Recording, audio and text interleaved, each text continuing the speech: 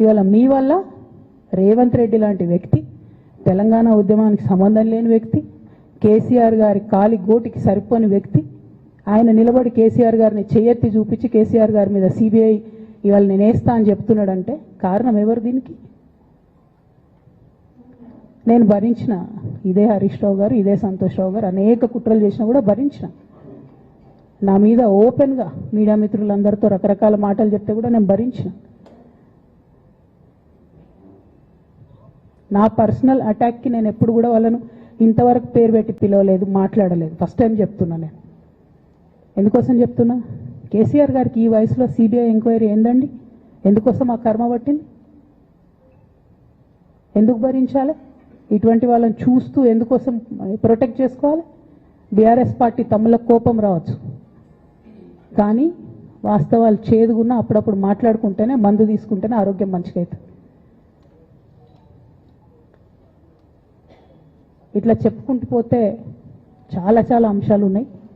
వాటన్నిటి జోలికి నేను పోదలుచుకోలేదు. కానీ కేసీఆర్ గారు హిమాలయ పర్వతం అంత ఎత్తు లాంటి పర్సనాలిటీ ఆయనది. ఆయనను చేయబెట్టి చూపించి అవినీతి అని అంటే నిజంగా చాలా బాధ అవుతా ఉన్నది. ఎందుకంటే నా పెళ్ళప్పుడు నా పెళ్లి చేయడానికి కూడా ఇబ్బంది పడ్డటువంటి వ్యక్తి ఆయన.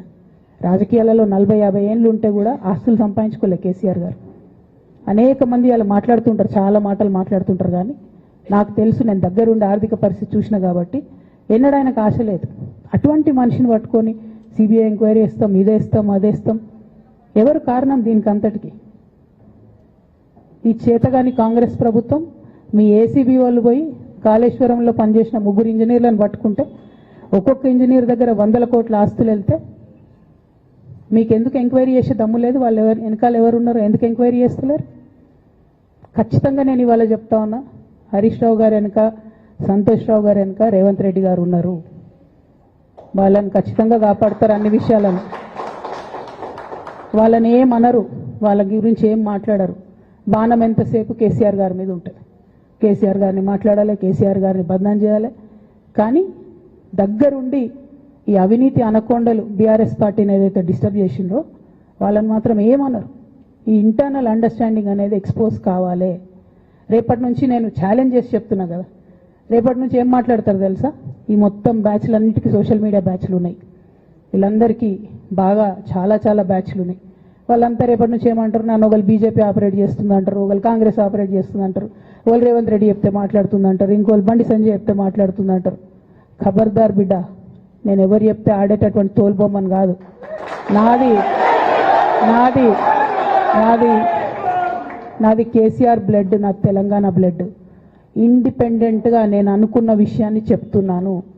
దానికి పొలిటికల్గా ఇబ్బంది అయినా, కష్టమైనా, నష్టమైనా నేనే భరిస్తా. కానీ దేవుళ్ళ లాంటి మా నాన్నను ఇవాళ సిబిఐ ఎంక్వైరీ చేసిండ్రంటే కడుపు రగులుకపోతా ఉంది ఒక బిడ్డగా. అందుకే చెప్తున్నా, ఇన్ని రోజులు చెప్పలే. ఆ మధ్యలో పోయినసారి నా కొడుకు గ్రాడ్యుయేట్ అయినప్పుడు వచ్చినప్పుడు నేను మా నాన్నకు రాసుకున్న లెటర్ లీక్ చేస్తే కూడా ఆ 70, 80, 90 రోజుల నాకు నరకం చూపిస్తున్నారు. ప్రతిరోజు సోషల్ మీడియాలో ఇష్టం వచ్చినట్టు రాపిస్తున్నారు. ఎప్పుడు వీళ్ళ పేర్లు తీసుకోలే, ఇష్టం వచ్చినట్టు ప్రెస్ వాళ్ళకు మాట్లాడుతూ చాలా విషయాలు చెప్తున్నారు. ఎప్పుడు వాళ్ళ పేర్లు తీసుకోలే. ఇలా తీసుకుంటున్నా, ఎందుకంటే విషయం నాది కాదు. ఇది తెలంగాణ పరువు ప్రతిష్టకు సంబంధించిన విషయం. ఇలా దేశంలో ఏ మూలకు పోయినా, ఎక్కడికి పోయినా కేసీఆర్ అంటే ఒక మహానాయకుడు, త్యాగం చేసిన నాయకుడు అని చెప్పి మాట్లాడతారు. రేపటి నుంచి ఏం మాట్లాడతారు? సిబిఐ ఎంక్వైరీ చేస్తే ఏం మాట్లాడతారు? కేసీఆర్ అంటే సిబిఐ కేసు అంటారు. మా నాన్న పరువు పోతే నాకా బాధ, మీకా? మీకు పైసలు కావాలి కదా, మీకు పేరుతోనేం పని? ఇంకా కూడా ఈ విషయాలు అర్థం చేసుకోకుండా, ఇంకా కూడా ఇటువంటి వ్యక్తుల్ని దూరం పెట్టుకోకుండా ఉంటే ఇక కేసీఆర్ గారి మీద సిబిఐ కేసు వేసేటటువంటి స్థాయికి వచ్చినాక ఏం పార్టీ ఉంటేంది పోతుంది.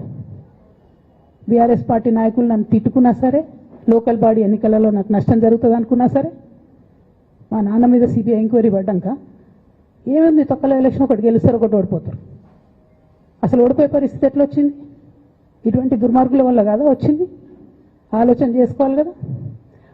అంటే నా దగ్గర పైసలు ఉన్నాయి, టీవీలు ఉన్నాయి, సోషల్ మీడియాలు ఉన్నాయి, ఏటు పడితే అటు మాట్లాడతామంటే తోలు